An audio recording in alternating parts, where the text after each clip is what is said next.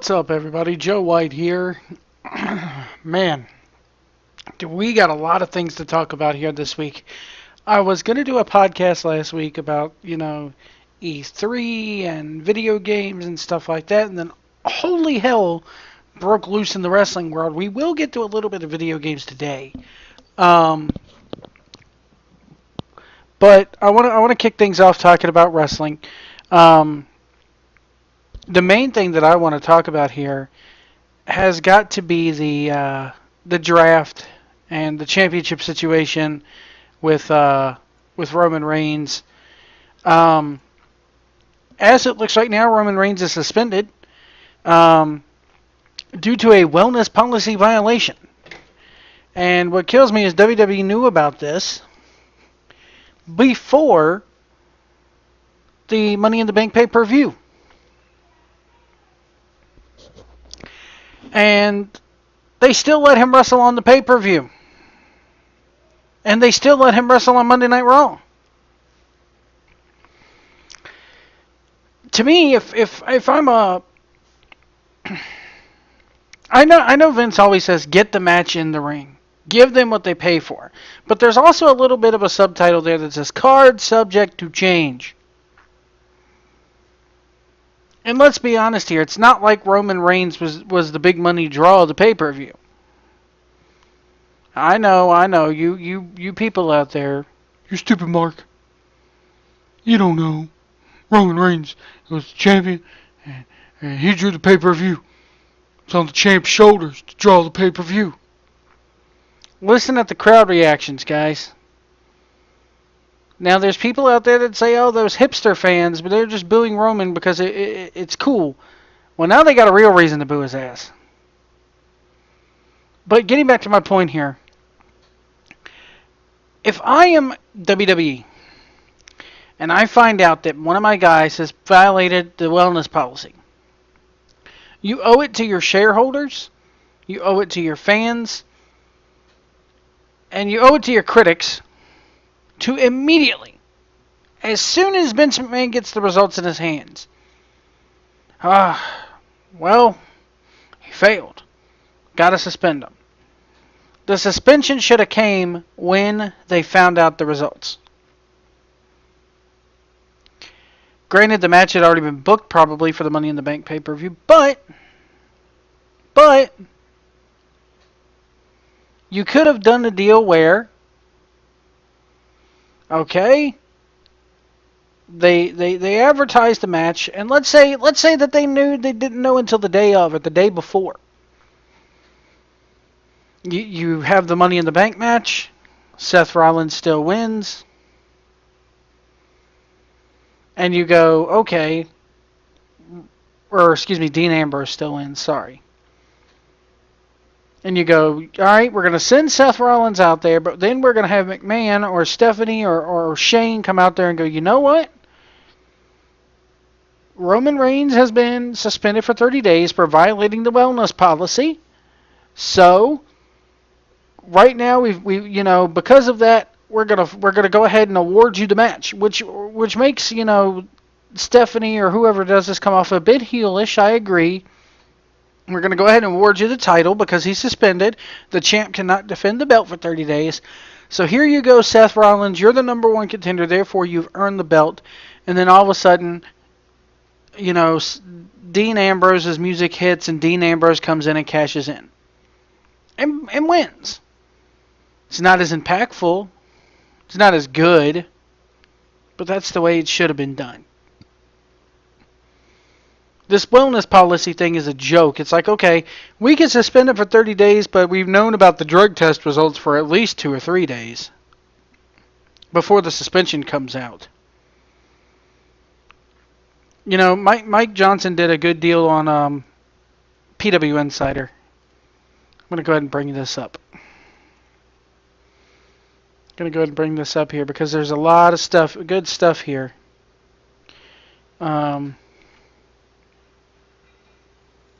About the questions that need to be answered as far as the Roman Reigns suspension. Should have had this ready to go. I meant to have it ready to go. See if I could go back. Can they really go back that far? Can I go back? I believe I can. Anyway, we got a lot of stuff to talk about there. You might notice on the right side of your screen, we're going to talk about the draft. We're going to talk about the Cruserweight Classic. There's a 2016 pay-per-view schedule going around. We're going to talk about whether or not that is fake or not. I believe it to be fake, and I have a really good reason why. Where is this? Yeah, this is called Questions That Need to Be Answered in the Wake of the Roman Reigns WWE Suspension. And the first thing is, what did Reigns fail for, if anything? And we're not going to know until, unless somebody slips up and says something, but they never release it publicly. It says, after all, Hornswoggle has made it publicly that his own lone wellness suspension happened because he couldn't provide a urine sample in the time allotted for him by testers. So is that what caused his suspension for Reigns? Because could he not pee in the cup? It can happen. If Reigns failed a test, when did he take it? When did the WWE get the results? Did WWE know of the results before Tuesday? Now that has been answered. Yes, they knew. Dave Meltzer has reported, yes, they knew. They did know. Could this be the first occurrence where WWE changing their World Heavyweight Championship match because of a wellness test failure? It's happened with secondary belts, but never for the most important rank in the company. Note, Rob Van Dam lost the title because he was arrested, not because he failed a wellness test. Big difference there. How much will WWE creative change as of tonight, considering as how the last night they set the stage for the Battleground main event? Well, we know now from the SmackDown tapings, and spoilers for anybody who wants to ignore this part, but spoilers, they were airing graphics in the arena still for the triple threat match. Will Reigns suspended until July? With Reigns suspended until July 21st, how does WWE handle him at the draft? Well, I think that's quite simple. You could still name him. You could still draft him to a certain brand. Hell, I think even, if you really wanted to low blow the guy, you'd do it in the damn supplemental draft.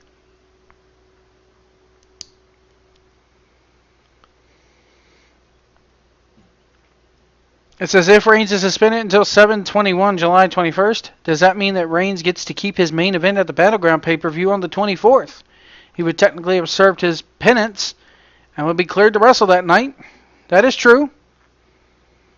And I'm kind of have mixed feelings on that. Do I think they'll go ahead and let him wrestle on that main event? Yes. They wouldn't have announced it otherwise.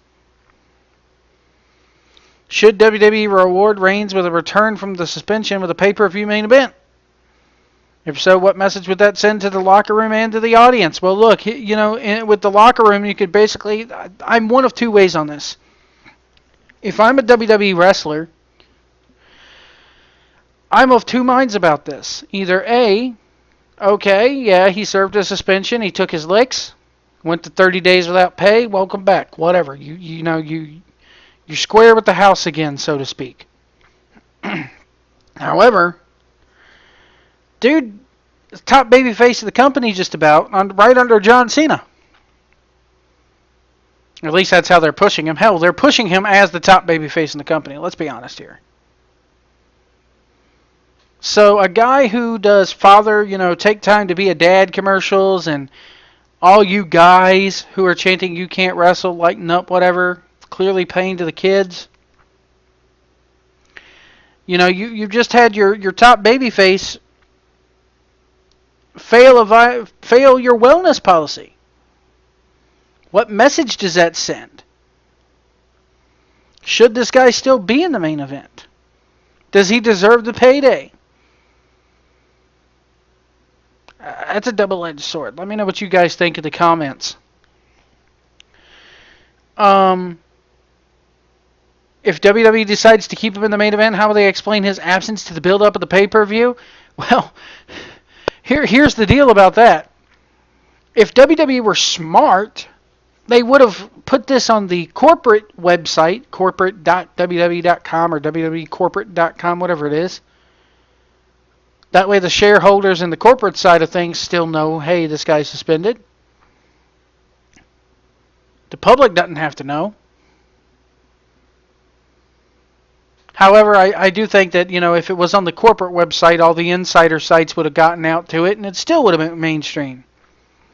However, you did not need to plaster it all over WWE.com yesterday afternoon once this broke.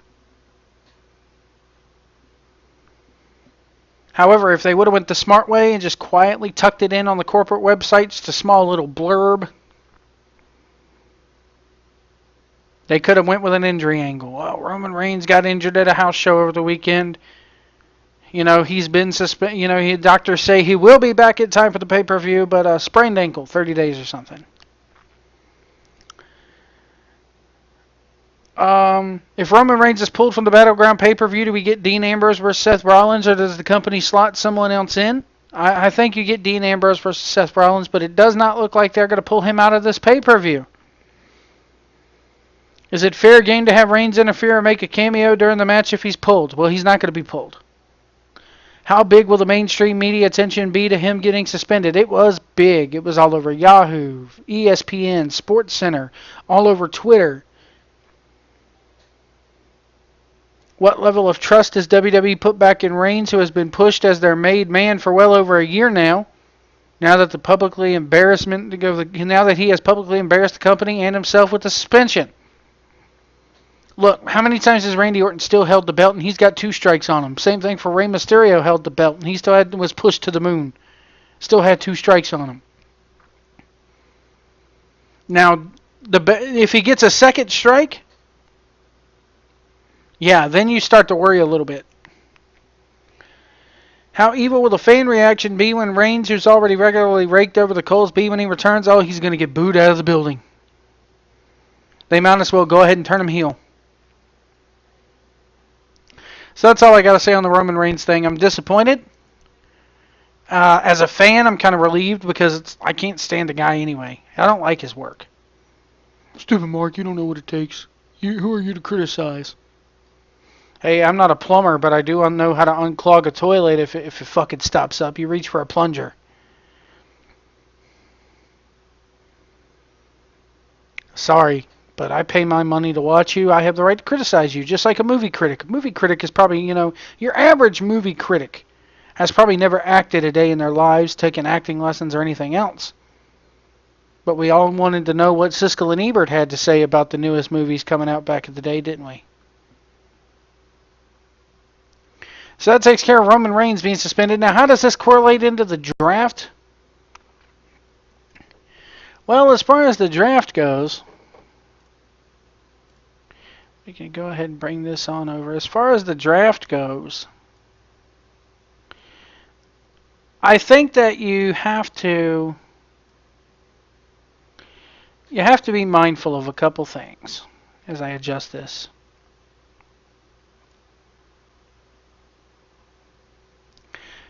You have to be mindful of a couple things here. One is that, yes, you have Roman suspended. But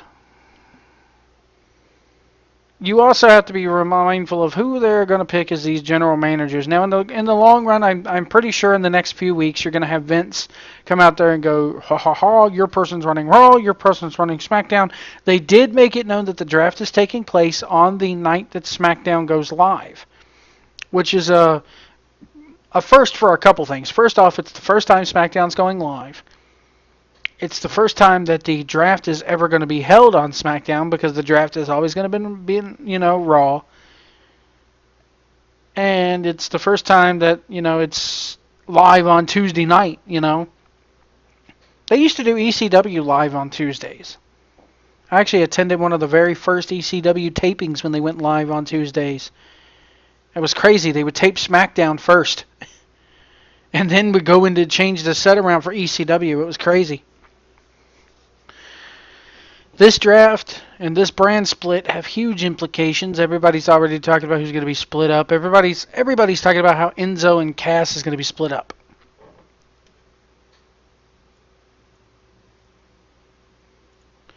I don't know.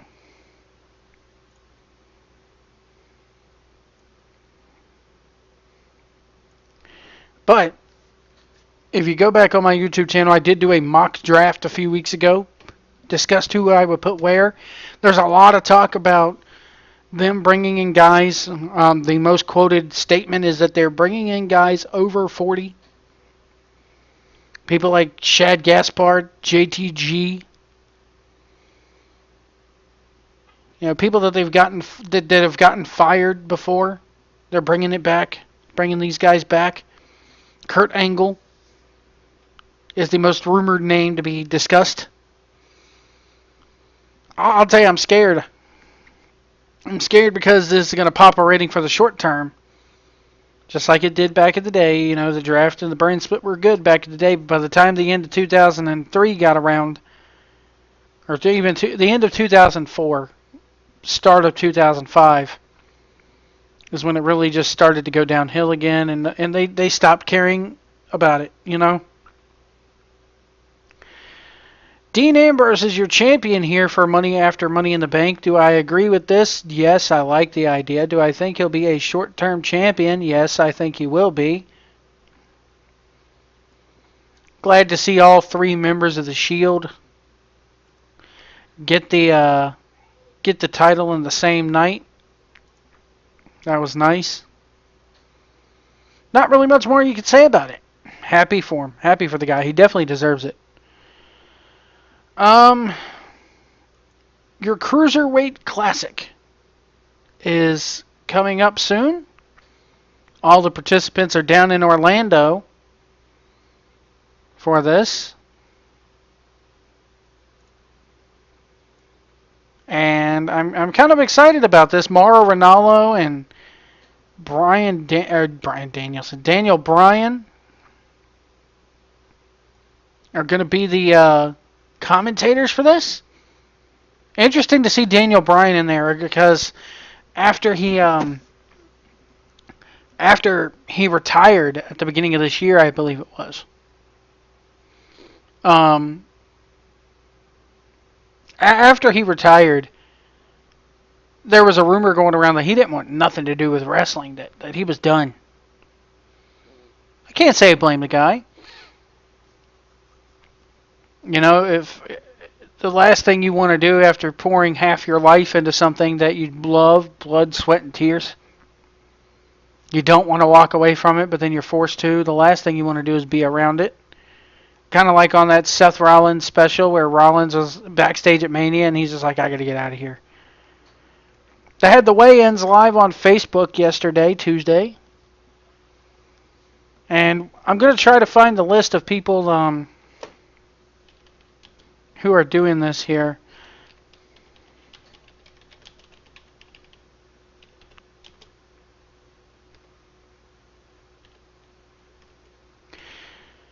I like this idea. A lot of people are asking me, Joe, do you like the idea of the Classic? Yes, if they air every single match that happens, and it looks like they will. I'm just trying to find the participants here.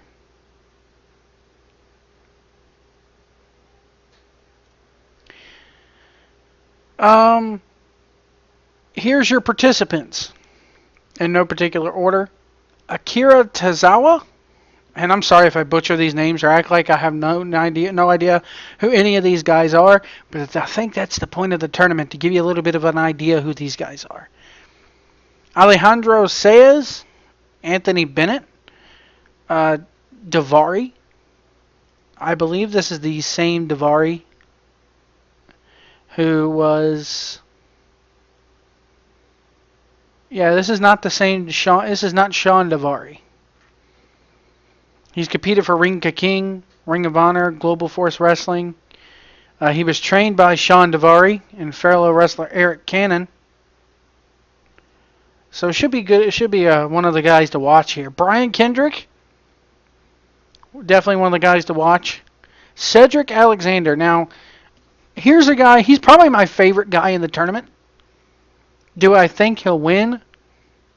No. Do I think they will give him a developmental deal after this? Yes. And they better, because he's probably one of the best people on the independent circuit today. The best workers. He's a dang good heel if you give him a chance. He does need some work, mic work, but that's what developmental is for. That's the whole idea of NXT. You have Clement Pitois, who is Tristan Archer, who they have in parentheses. Damac. Damian Slater. Drew Gulak, who does a lot of work in the Northeast, CZW and the like. He's a good favorite. Will he win? No. Do I think he'll come out of this with a developmental deal? Yes. And this goes back to the draft that these guys right here are going to need to replenish this NXT roster. Now, do I think it needs to be all these cruiserweights going in? To an extent, yes, because the business is getting smaller.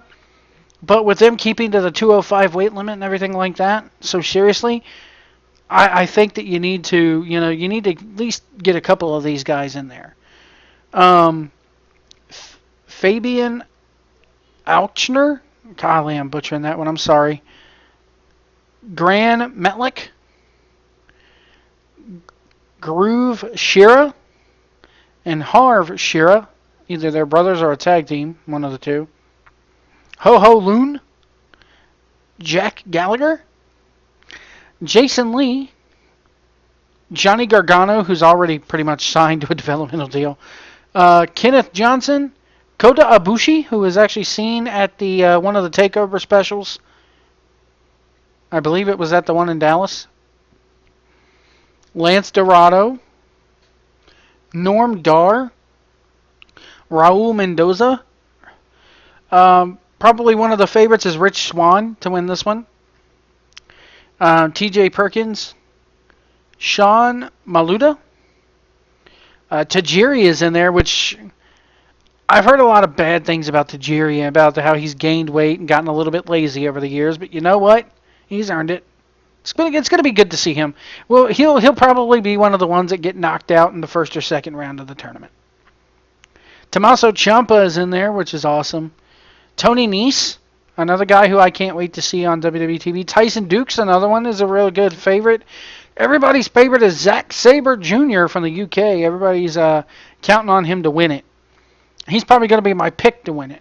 He's not going to be the one that I want to win it because I would love to see Cedric Alexander take it away. Because Cedric Alexander, another thing about him is that WWE contacted him at the beginning of the year and was like, look, we may not be able to bring you in under developmental now, but we are wanting to do this cruiserweight thing. Do you think you could cut some weight and get down to 205? And Cedric's like, fuck yeah. So he spent the last 6 months of the year busting his ass in the gym, dieting, getting down to that. He weighed in yesterday at 200 pounds. So that's isn't it interesting that we're talking about this as if it's like a UFC type deal? I like it. So Cedric Alexander has busted his ass. He's down to 200 pounds. I think he was at 237 at the beginning of the year, 230, 215, whatever the case may be. He's busted his ass. He's cut the weight, and he's a heavy favorite, I think. He's probably one of the most well-known guys in this tournament. He's my sentimental pick, if you will. But Zack Sabre Jr. is probably who they're going to go with to win this thing. And then you have Zumbi. I've never heard of Zumbi. So this tournament is going to be taking over, the course of a few weeks. Mini Cruiserweights 32-man tournament will take place over June 23rd, July 14th, August 26th, and September 14th. But they did announce today that it is going to premiere on the network. And Daniel Bryan and Mauro Ranallo are going to host it, which there is no better guy to call this than Mauro Ranallo.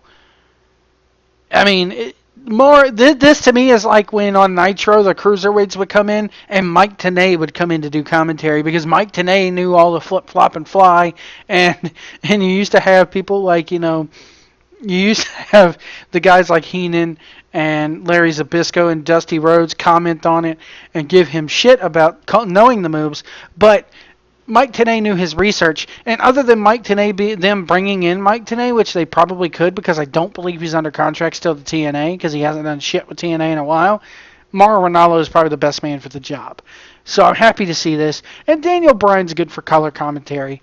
He's an indie darling, so to speak, still. So he knows practically, I think he's either kept tabs on or knows probably a good handful of the guys in the tournament. He wrestles the same cruiserweight style, so it gives Bryan a good something to do, and it's a good deal for the network. Hey, you're gonna get to hear Daniel Bryan call matches, so pick up the network. I like it.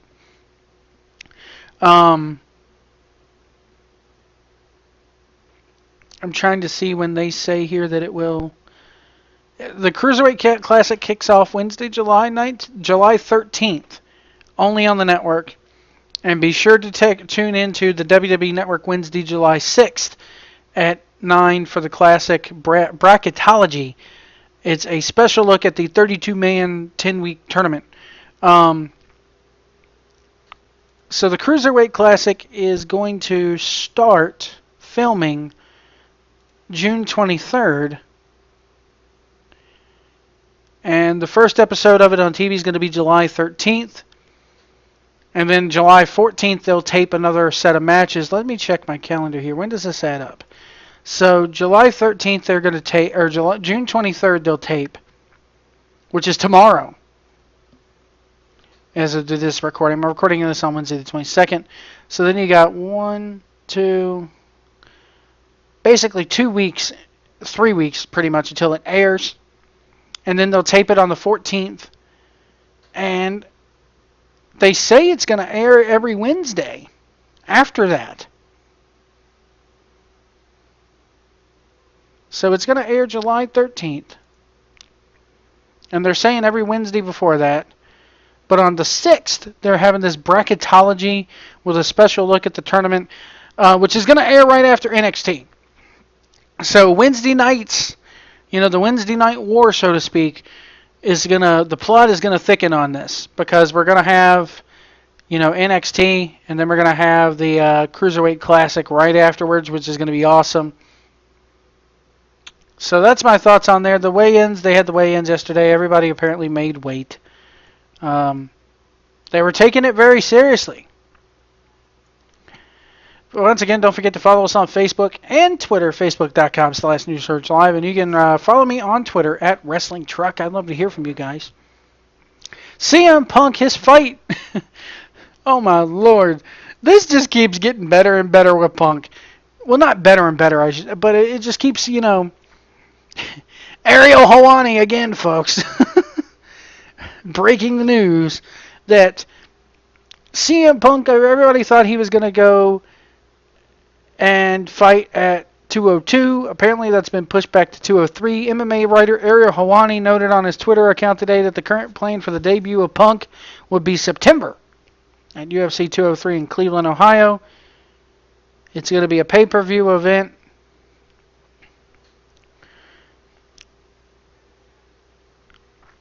He's scheduled to face Mickey Gall in the debut. Ariel Helwani wrote that the fight is, quote-unquote, far from a done deal, but that's the direction as of this morning. This fight is going to keep getting pushed back and back and back, further and further and further, to the point where nobody is going to give a shit. I've already lost interest in it, I'll be honest with you. With the draft coming up, with the shape WWE's in with these ratings, which the ratings actually Raw crawled up this week significantly, but SmackDown went under 2 million last week. If I'm Vince McMahon, I'm tucking my tail between my legs and I'm giving Punk the old ring-a-ding-ding. Hi, pal.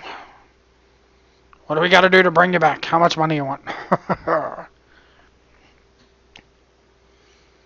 And if I'm CM Punk, man, the way CM Punk's mentality is, he's probably going to give them some lambasted, out-of-this-world set of terms, like creative control or some shit like that. Your 2016 pay-per-view schedule is right here, apparently. This is crazy, because this right here... A couple things I want to say about this. Brian Alvarez is reporting that this is real. The Royal Rumble is at the Amway Center. Blah blah blah. They already had on 2016. They already had that. Why they're doing 2016 on here? I'll never know. And why they put Raw versus SmackDown? This is what makes me think this is fake. Because why would you put, why would you put Raw versus SmackDown next to the why would you put that next to the an event that's already taken place?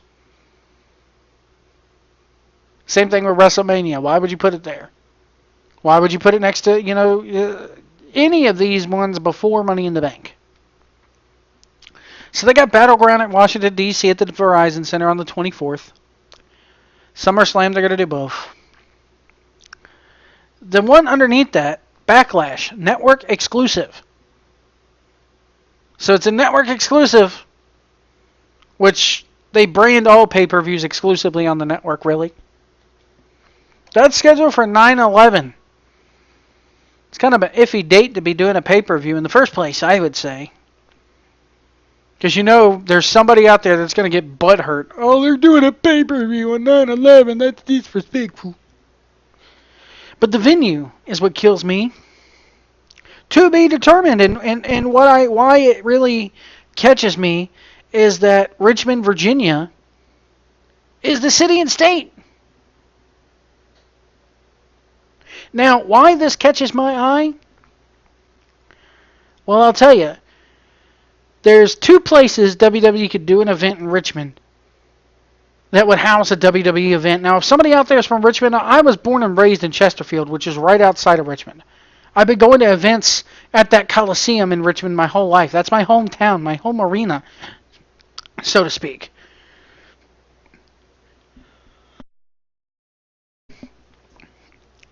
There's only two arenas there that they could hold that in. One is the Siegel Center, which is attached to VCU, and it's not big enough. It's nowhere near big enough. Now, Hermie Sadler ran a couple of his Capital Punishment events there when he was doing those TNA house shows. It's a good arena. I like that arena. It's nice, comfortable seating. Concourse is nice, easy to get in and out of, really, kind of, even though it's in downtown Richmond. Lots of places to go eat around the building. But it's not big enough. Good size for an NXT event. I'm surprised NXT has not ran there, really. When they did their whole loop of the South with North Carolina and all that, I'm surprised they did not book the Siegel Center or even the Richmond Convention Center for an NXT taping. Ring of Honor has ran the Convention Center before in the past. But the only place I know of that you could hold this is the Richmond Coliseum. So why does that mean to be determined? If you're holding a pay-per-view in Richmond, it only makes sense that the Richmond Coliseum should be booked. Now, I went to the Richmond Coliseum's website. They have nothing scheduled for the 11th. WWE's website has nothing scheduled for the 11th. And on the 10th of September, WWE is in China for an event there.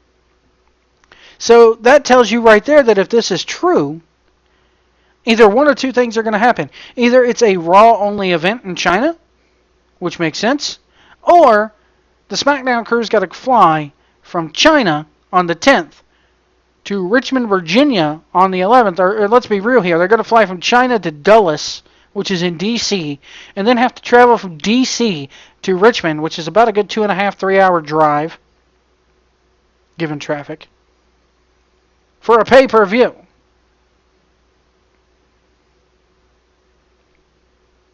This thing right here is what makes me think it's fake.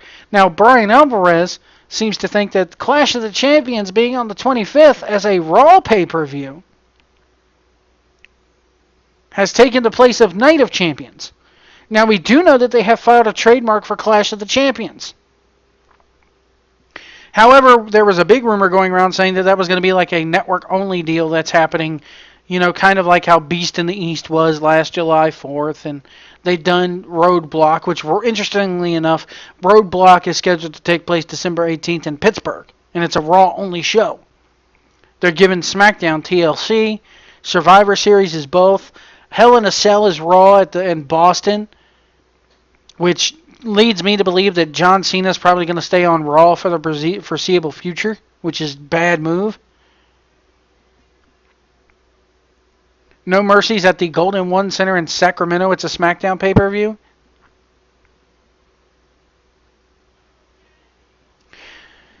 But this one about Richmond kind of really disturbs me. Because why would the event to be determined? It's got to be at the Coliseum. There's nowhere else to hold that damn thing. Unless they're going to keep it low-key and small. And Clash of the Champions, to me, Clash of the Champions should be like an every 6-month event. And I know a lot of people are going to hate this idea, but to me, Clash of the Champions should be every 6 months where your Raw and SmackDown champions go head-to-head with one another. It's a Clash of the Champions. Have the U.S. title versus the Intercontinental title. The 2 women's titles. 2 tag titles. Your 2 World Heavyweight Championships. Maybe you hold number 1 contenders matches for both of those titles on those shows as well. It's going to be very interesting to see what happens. I don't think that's real. I'll go ahead and put my mark on it. I don't think it's real here.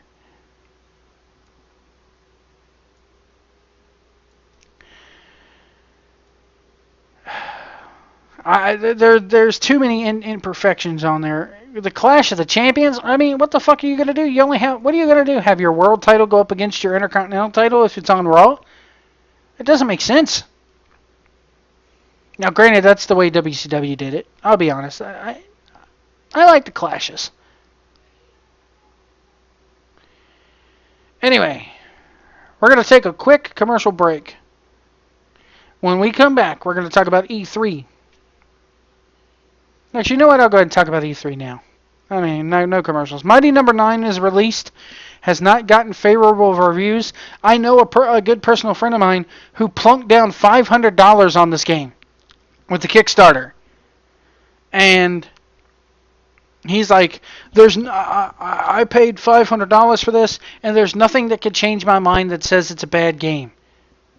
Even though everybody from IGN to the dirt sheets of the gaming world, which is Kotaku, saying has significant frame rate issues, which you all know my opinion on the word frame rate. Could care less about frame rate. But I've also heard the game is just not that good. The game's storyline, not that good. The mechanics of the game, not that good. It's not designed to be Mega Man. But it is designed to have the same spirit of a Mega Man game. And even a lot of the websites are saying this thing doesn't even come close to even being in the same genre as Mega Man. Zelda Breath of the Wild pretty much won E3 in my opinion. As far as which press conference won, I'm a Sony fan, so I'm going with Sony. Although I did like a couple games that Xbox had coming out, and the fact that I have a Windows 10 PC that I could play those games on and I don't have to go shell out money for an Xbox makes me happy. But Zelda Breath of the Wild looks amazing.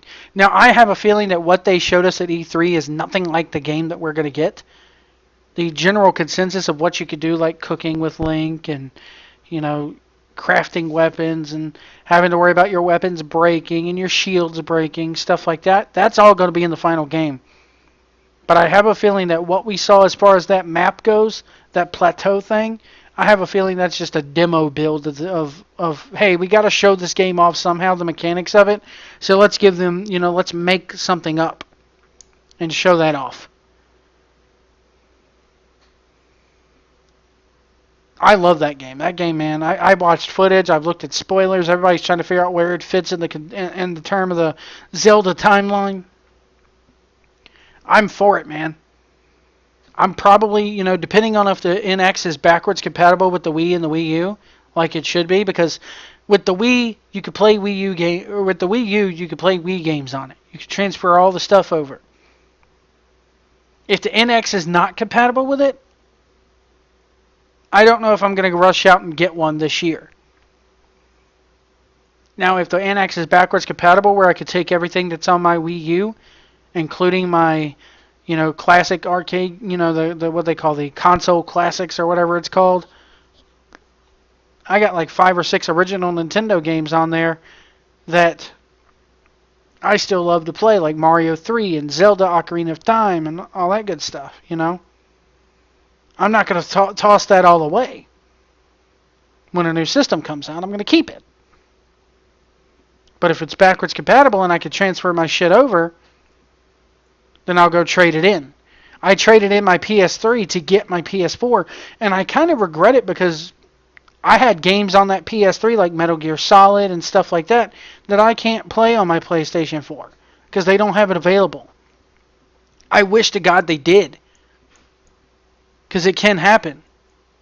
And who knows, maybe once the PS3's life cycle fizzles out completely, they'll say, okay, if you bought this on PS3, you can import it and download it on the PS4. But the way Sony's looking, that's my only gripe with Sony, is that they don't want to be backwards compatible. Hell, that's why they're coming out with PS2 games on the PS4 that they're still making you pay $15 for.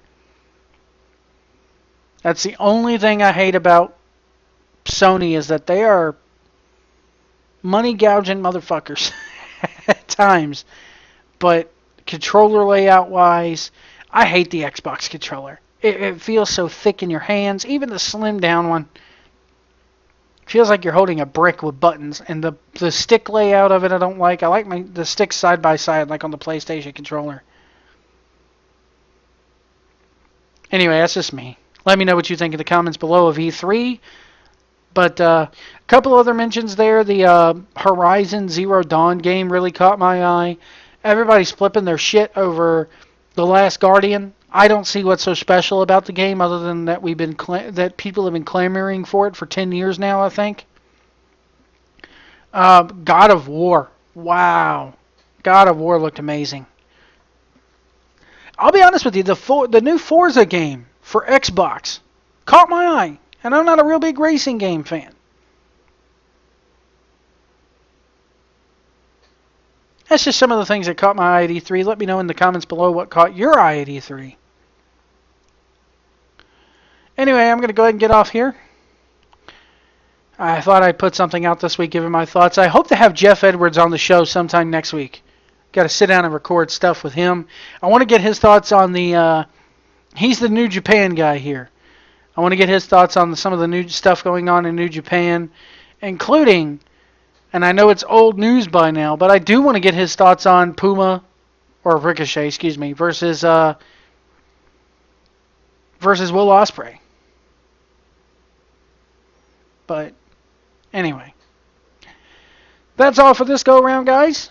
Thank you so much for listening or watching if you're on YouTube, and we'll see you down the road.